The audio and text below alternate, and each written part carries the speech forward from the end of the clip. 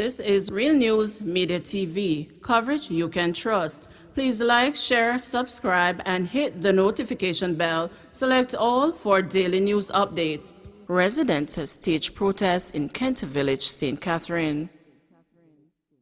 Members of a joint police-military team went to Kent Village, St. Catherine, where angry residents earlier today blocked a section of the Bogwalk Gorge and staged a protest. Residents say they woke up to find a massive fish kill in the Rio Cobre and have accused a company in the parish of polluting the water. The company has since denied the claims. Reports are that the National Environment and Planning Agency NEPA has since launched an investigation and has collected samples of the dead fish and the water to find out the cause of the problem. Alleged rape of 10-year-old shocks St. Anne residents. The alleged rape of a 10-year-old girl in St. Anne by a teenage boy has shocked the Monique community where the incident allegedly took place. Police reports are that on Saturday, August 1, the child, who resides with her father, left home to visit her mother. While there, she reportedly went to her sister's room for her slippers when the suspect entered the room, held onto her hand, and started to take off her clothes. She told him to stop, but he continued and then proceeded to have sex with her, according to the report. It is not known if the suspect is known to the victim. He was later held by the police. The incident brings to 13 the number of rapes reported in St. Anne since the start of 2021. One St. Anne resident is expressing disgust at the number of rape reports that involve young girls. Any act of rape is wrong and must be condemned to the fullest, but when the victim is a young innocent girl of just 10 years old, this calls for drastic action to be taken immediately to stem this horrendous act, the resident said. Health Ministry taking vaccines to the people, said Tufton. As it races to get as many Jamaicans as possible vaccinated against COVID-19, the Ministry of Health and Wellness will on Thursday take its vaccination drive on the road, with the first stop being at Sovereign Center in St. Andrew. Jamaicans are being encouraged to turn out with a national ID, TRN, or a letter from a Justice of the Peace in order to receive the jab.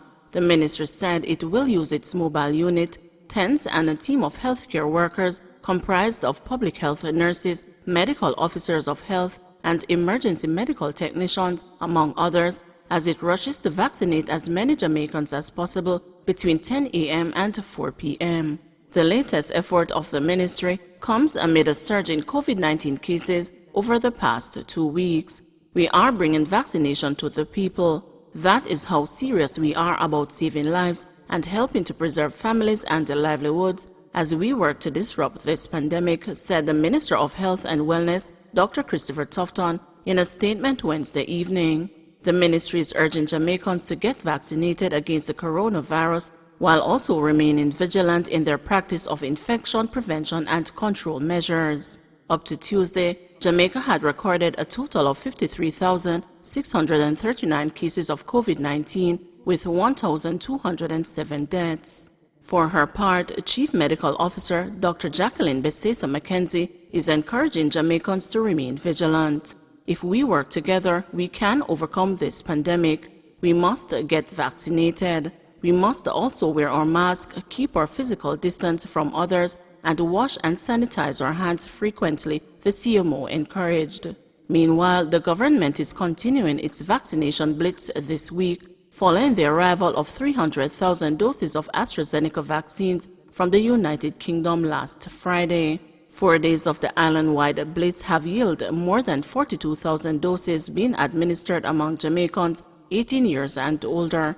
To register to get vaccinated at one of the ministry's regular vaccination sites, members of the public are required to make appointments online at www.moh.gov.jm or call the vaccination call center at 888-1-LOVE, that is 888-663-5683. Once persons have received their appointment confirmations, they are to visit their vaccination site on time and with their TRN and government-issued identification or letter from a Justice of the Peace. CPFSA monitoring case of baby found in Spanish Town.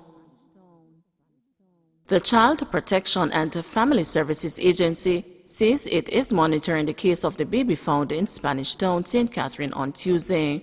The CPFSA says the newborn baby boy remains in hospital and is undergoing medical assessment.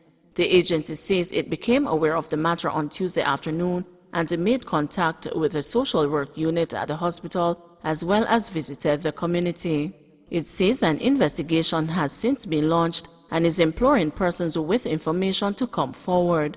We understand that this could not have been an easy decision for any mother.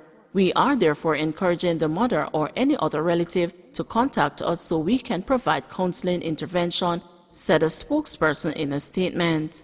We also remind parents that the agency offers support if you are experiencing difficulties in caring for your child, the spokesperson added. The CPFSA says it continues to work with the medical team, police, and other stakeholders to ensure actions taken are in the best interest of the child. Fewer passengers complying with mask-wearing rules, says JUTC. The Jamaica Urban Transit Company says fewer passengers are complying with the mask-wearing protocol. JUTC Deputy Managing Director Owen Smith said the company has been seeing an uptick in the non-compliance of passengers in this regard for the last few weeks. He is urging passengers to wear a face covering to limit the spread of the virus. We are very strict on it. The driver will not operate the bus if you are not wearing a mask, and we've been insisting on this particular thing because we believe that the wearing of the mask has a significant impact on how fast the virus is spread, he insisted. Water woes in sections of St. Anne.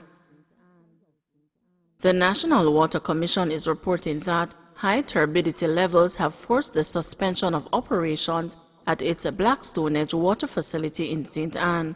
This has caused a disruption in regular water supply to customers served by the system. The impacted areas are Whitehall, Dillon Town, Moseley Hall, and New Hope. Customers are being advised that once conditions are favorable, the necessary remedial activities will be carried out to facilitate the resumption of operations and water supply distribution. JCF making it easier to get criminal records. The upgrading of the Jamaica Constabulary Force automated palm and fingerprint identification system is in progress and is slated to come on stream in September.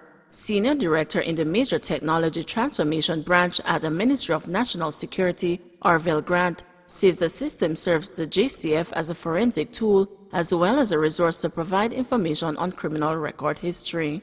Grant said the upgrade is bringing more efficiency to the process of generating criminal records.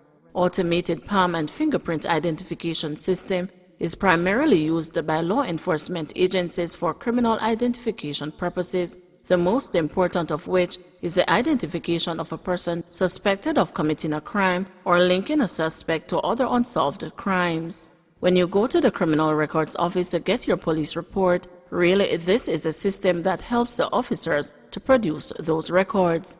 These police records are required for certain purposes, for job prospects, travel, etc., so we are making that process more efficient, removing all the dated equipment, upgrading the equipment, implementing new algorithms to make the system more efficient, and that is coming on stream September this year, he told the news. A police record is an essential piece of document that is used to verify whether a person has ever been legally accused of or convicted of a crime.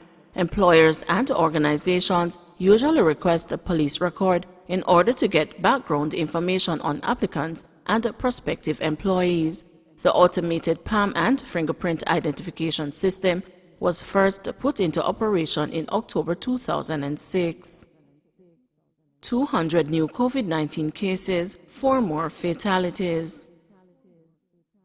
Jamaica has recorded 4 more COVID-19 deaths, increasing the tally to 1,211. Those who have died are a 69-year-old man from St. Elizabeth, a 26-year-old man from Clarendon, a 67-year-old man from Westmoreland, and a 26-year-old woman from Clarendon. Meanwhile, there were 200 new cases, with ages ranging from 3 months to 97 years, pushing the total to 839, with 5,138 being active. Of the new cases, 110 are women and 90 are men. Kingston and St. Andrew account for the majority of the new infections, with 71 cases being recorded, followed by St. Catherine with 30 and then St. Anne with 26. A total of 1,938 tests were conducted. The country's positivity rate stands at 18%. In the meantime, there were 26 more recoveries, increasing the total to 47,127. Some 216 persons are in hospital, with 54 being moderately ill and 37 critically ill. 9 persons are in government quarantine, while 47,013 are at home. Please remember to like, share, subscribe, and hit the notification bell. Select all for daily news updates.